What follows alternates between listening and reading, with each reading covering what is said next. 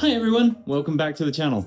Today I am going to take you through the process of my latest commission, which will be this, right here. I am going to be doing a commission that I have already done a quick mock-up digitally, and this is for a local D&D group. They want me to do this piece for their door that's going to lead into a really cool setup, and hopefully I'll be able to show you what it looks like at the end of the video. But first of all, let's get to sanding. It's already been sanded, but I needed to make sure that it was as smooth as possible before I put the gesso on to get a nice smooth finish. And this is the gesso I use. Let's get that on there right now. And here we have a nice, pure canvas to be able to work on. I'll start off with putting down a nice neutral dark layer because this is supposed to be a very cold scene. In the end, it's going to have a lot of snow and all that sort of stuff on it. So this is just to make sure that it has a base that I can work on. Okay, so it has been 3 days. That's why I'm dressed differently. And we have put the gesso down and a nice blue acrylic layer down. I had to wait for the acrylic to set. That's why over the past 3 days I created this, which is a much more detailed version of the sketch that I came up with previously for approval. What we need to do now is mask everything up. I'm going to go around the edges, make sure that everything's nice and neat and tidy so that we have a nice masked off area to be able to do pretty much like I did on this piece. As you can see, I've got all of the blue sky and the trees coming in there. That's what we want to do on the background of this piece. Now, how did I do this? Well, I used this, my trusty little airbrush. So, what we're going to do is mask all this off, and then I'll come back when I'm ready to start using this.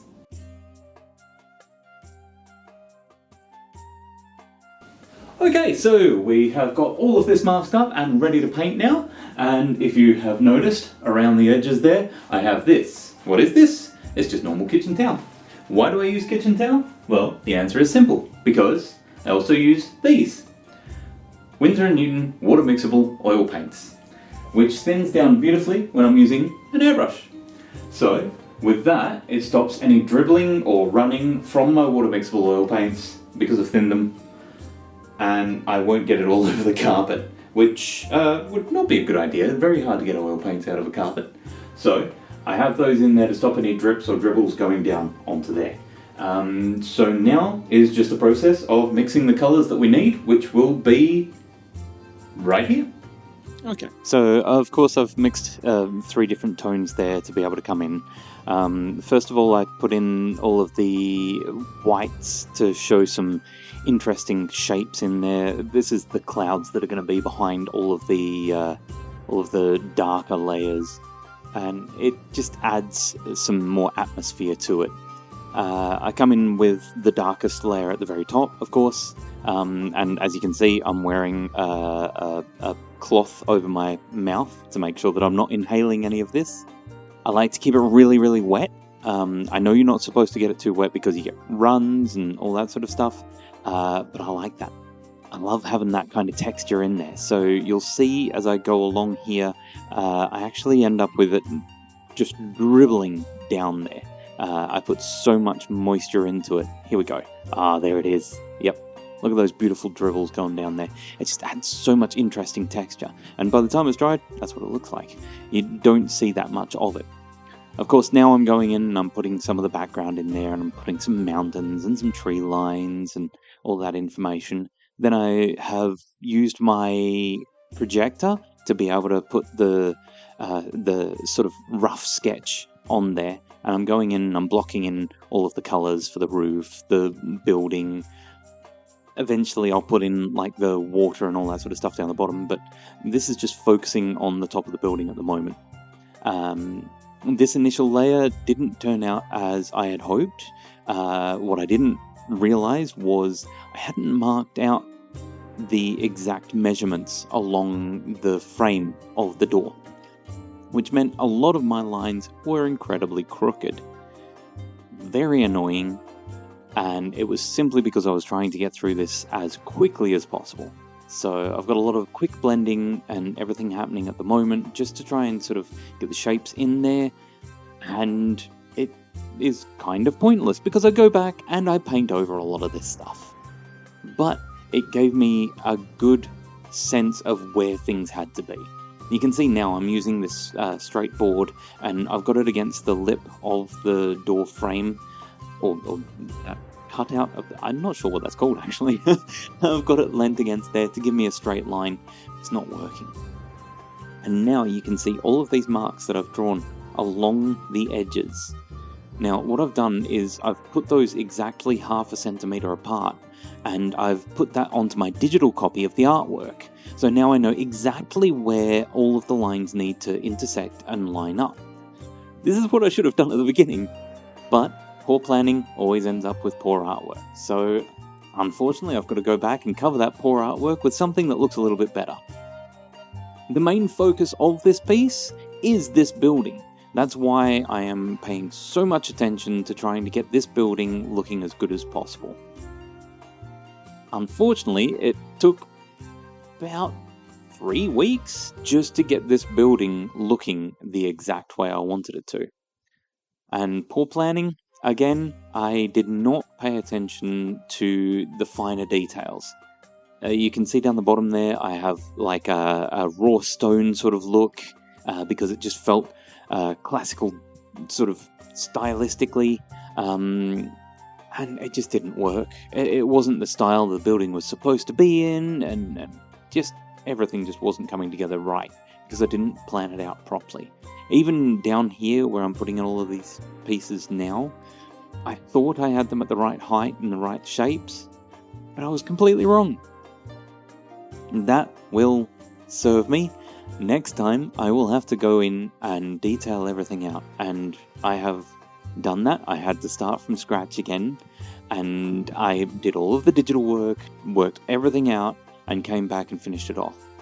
And now I'm just freehanding some of the people that I'm going to be putting into the piece. I really jump around all over the place with this. I have a lot of things in mind, and I'm trying to put layer by layer, but I also need to make sure that all the information is there as needed. I'm just freehanding these people in there, but there are 20 different people by the end of this project. It is a visual representation, or a portrait of each of the people that play at the table at this D&D club. So it was a lot of fun. I was asked to make them as generic as possible.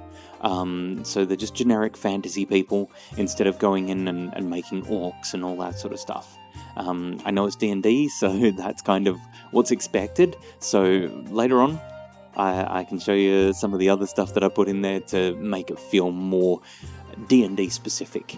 But right now I'm just sort of trying to detail out the building in the background. I want to make sure that it doesn't get too much information, just enough to make it look like there's a building back there, and it's got the sort of slat work and all that sort of stuff, and it's got moss growing on it and ivy and all that sort of stuff. It's got little windows. It's a house. Then I come back in and I'm starting to put in these people. I decided it was probably best to work from left to right, that way I wouldn't go over anything that was already wet.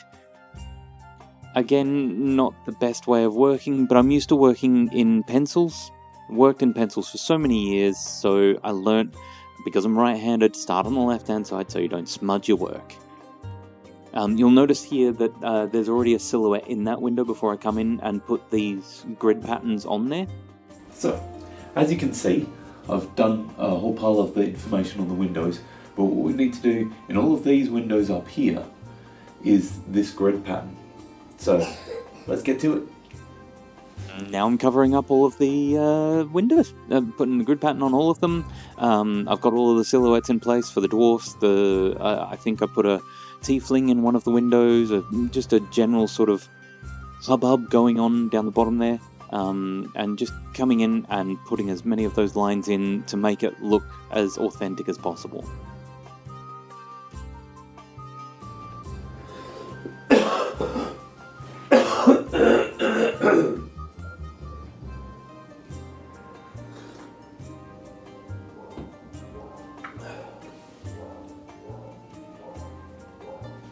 Okay, so I have been sick for almost a month now.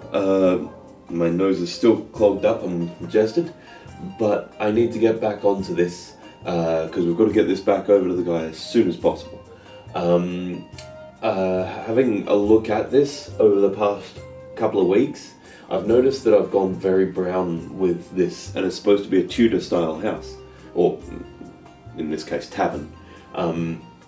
So it's got to be a lot more white. It is a night scene, so I'm going to have to add some blues to it and really get that feel of a cold, dark night. So I've mixed up some paints. I'm going to go in and I'm going to touch up basically all of it. And just go in and refine a few things over the next 3 to 4 hours and just see how much I can get done. So let's get to it. What a month. I was absolutely just floored with illness running through the entire family, and it held everything up horribly. This project that was intended to be maybe a month long to get everything done ended up being 4 months by the time we finally got everything done. And I was absolutely exhausted. I enjoyed every single second of it, but I was just a complete write-off and feeling so guilty and so horribly bad for having this door, this internal door for this guy's house. 4 months. I was beating myself up about it, and he was an absolute sweetheart. He was very happy with the progress I was showing him, and I'm so thankful. But it definitely felt right when I came back to it and I'd had a chance to just walk away from it for a while. As you can see, this is already starting to look so much more like a Tudor structure. And you can see that I did that in the background. And this entire area was supposed to have that feel. It just took a month-long illness to make me realize how much I'd screwed everything up. So, thankfully, it wasn't a complete waste. I went back and I tightened things up. I came in with the colors, and this is where everything really starts to click into place. You go in, I put shadows in there. I've figured out where my light source is, and there goes the light now. I've figured out where my light source is and how to construct the entire overall piece. I go in with blues, I go in with greens, I go in with all of these colors to really make everything pop and look realistic, but fantasy realism. So I really enjoyed bringing all of these pieces together. And of course, I've got the door wide open. You've got to draw some of the tavern in there. Or, in this case, paint some of the tavern in there. So I was painting in a few of the objects and showing that all of this was in there while I tried to figure out what I was going to put in there. Was I going to put people milling around? Was it going to be empty and they were just waiting for people to come in? What was happening in this tavern before our adventurers enter? And it really took me quite a while to figure out what I was doing. But, as I promised, I got to put some D&D stuff in there. So, over on the right-hand side, right in the background, I've got a couple of owlbears coming around the building, just checking out what people are doing. And this was so much fun to do. I also had a dragon in the sky. I think I'll paint that next, actually. It was really the owlbears that I wanted to get to. And I wanted to make each of them distinct, so I've done one brown and I've done one white. I really wanted to sort of show that there's a variety of them. Oh, and this is where I start putting the boat in. Started putting all of that structure in there. I was really unhappy with this portrait that I did of this poor fellow. And I was so happy to be getting back to it and putting the boat in there and fixing it up. So just tidying up and tightening the information of the stream, river, what do you call those that run through the cities? I always thought of it like a Venetian sort of laneway? Waterway? Whatever you want to call it. I'm sure somebody in the comments will correct me. And I put in all of the lighting and all that sort of stuff. You can see there's still a heap more to do. And this right when that happened, that was 2 days later, I let it dry a little bit, and I came back with my projector and projected every single figure onto the piece. I went in, and you can see this fella in the boat here just ended up with a completely different shape. And it's just because I was freehanding it when I originally did it, and then I came back and I had it all sorted out on the computer, so I could just transfer it over onto it. Of course, I decided to have these 3 as minstrels. Here you go, you can actually see where I'm putting the projection, putting the people on there, getting the ice that I'm putting into the water, just detailing all of these little pieces out. A lot of, unfortunately, the structure and so forth ends up getting painted over, but I think if I didn't do that, I would have always had something wrong in there. So it would have just irritated me at some point. So I'm happy to go in and do all of these things now, and I'm detailing out each of the people and just getting all of the base values in at the moment. I don't need to worry about the lighting or any of that yet. It's just getting the details in there, getting the colours in there at their base values, so I can put highlights and shadows into them later. Now the fun part, I was so tired of seeing that paper on there. I had finished doing all of the spraying I needed to do, I didn't need it on there anymore, and just the difference in taking that off and seeing it for the first time without that, felt so good. Now, I'm going back in with my fine brushes. These are actually nail brushes, nail art brushes. I needed such a fine tip on the brush. There's like 5 hairs on these brushes. They are so fine. And I was going in and detailing each of these teeny tiny little portraits. Then I come in and I start putting the snow in. This is when everything starts to transform and you start to realize this is a snowy night scene that I've created. And it just really started to come together in these last little few steps. And I couldn't be happier with the way it ended up. Of course, I could have kept working on this for another 3 or 4 or 15 years and done little tweaks here and there and everywhere to make it look better, air quotes better, and all that sort of stuff, of course.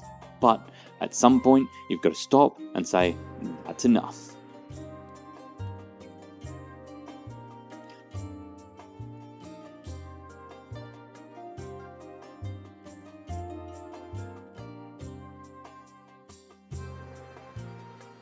Of course, I had to add a bartender. It was feeling like it was too empty in there, so I came back, had to make it an orc. I had to put something D&D in there, so I threw in a bartender that was an orc, and then I came in and did all of these little fine details on everybody. You can't really see it at this distance, but I'm putting in the darks and the highlights from all of the things, the windows and all of the lights around the area.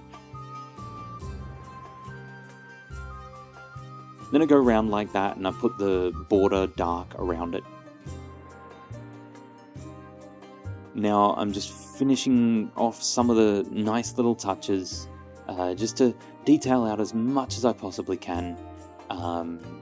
This is the last week.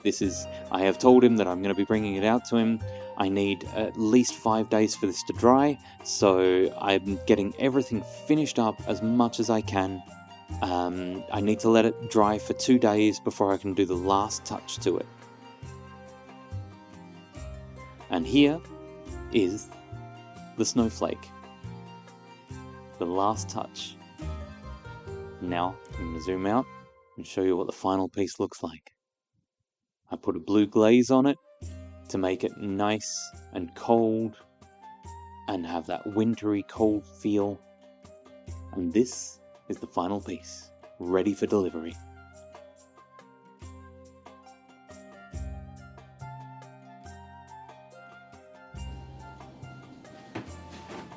We're done?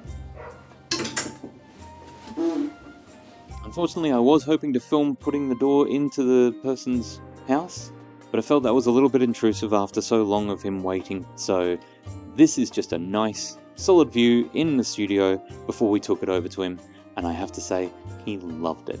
If you want to ask any questions, please shout out.